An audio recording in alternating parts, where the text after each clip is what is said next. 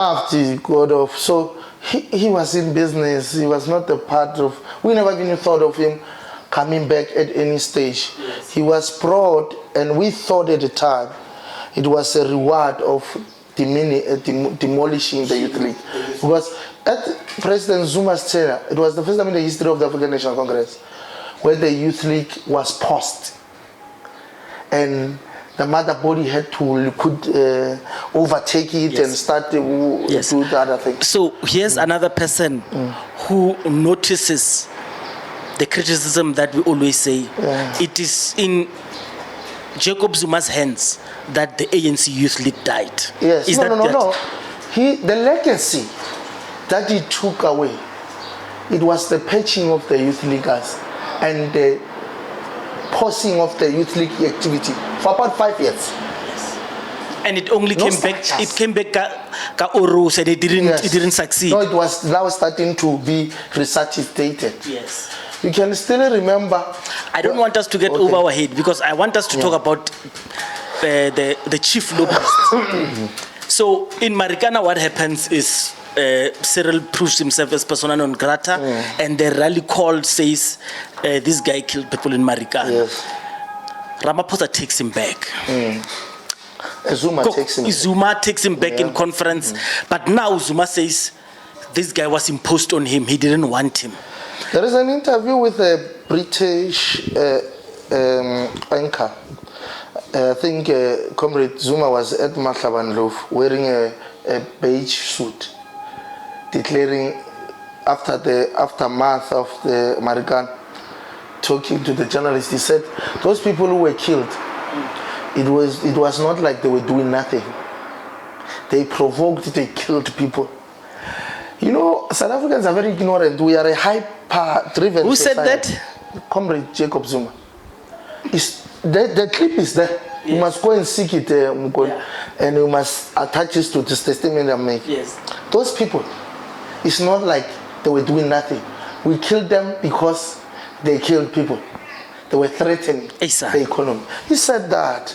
He was in Mahlabanloof outside in the lawn with that the British journalist from BBC. Now that is where it comes from. But we are very selective in our thoughts, because one would want to advance the narrative that one wants people to see.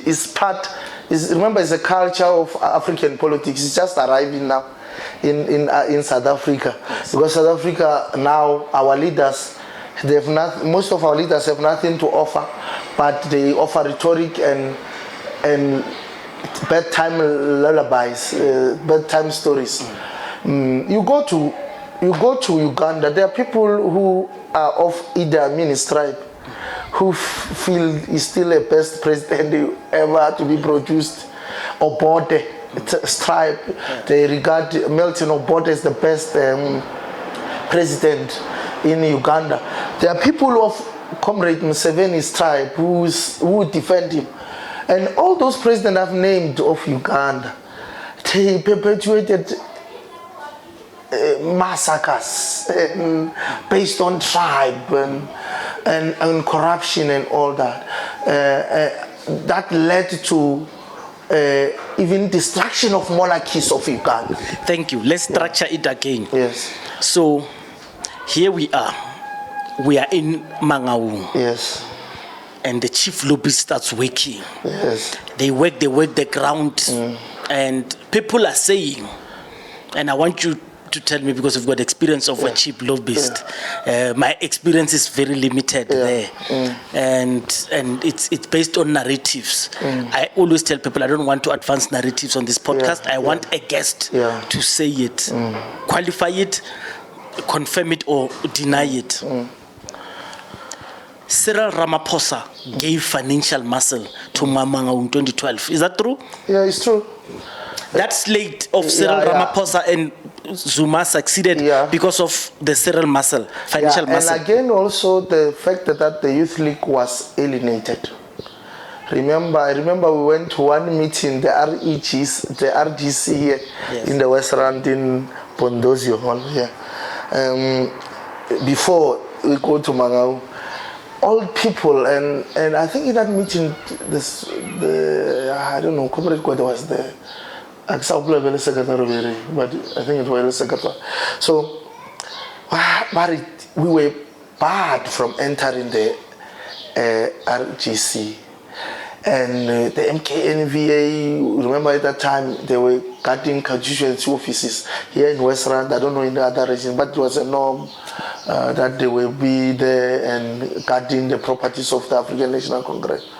And we were bad, we were ridiculed. We were told that, hey, this is our organization.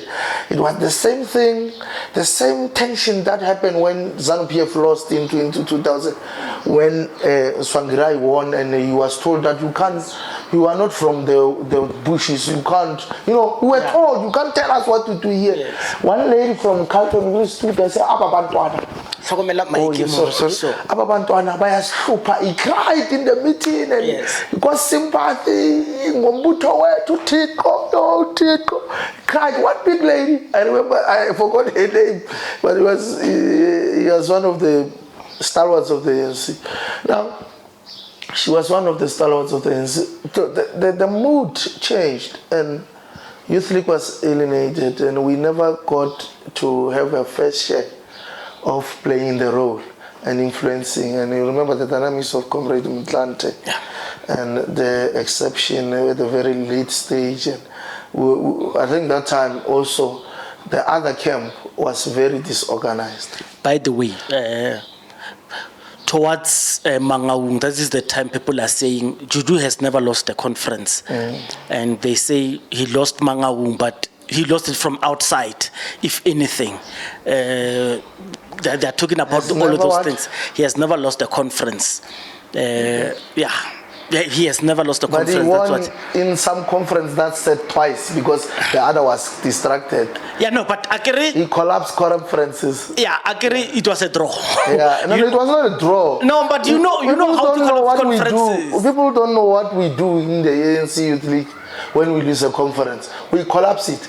That's exactly what I'm saying. And there were people who have an art of collapsing conferences. Let's continue. So, Let's continue to structure it. Yeah. So Jacob Zuma wins 2012 le Cyril. Kapesia Cyril. He goes to 2017. Yes. 2017 he loses it. Versus Cyril Ramaphosa.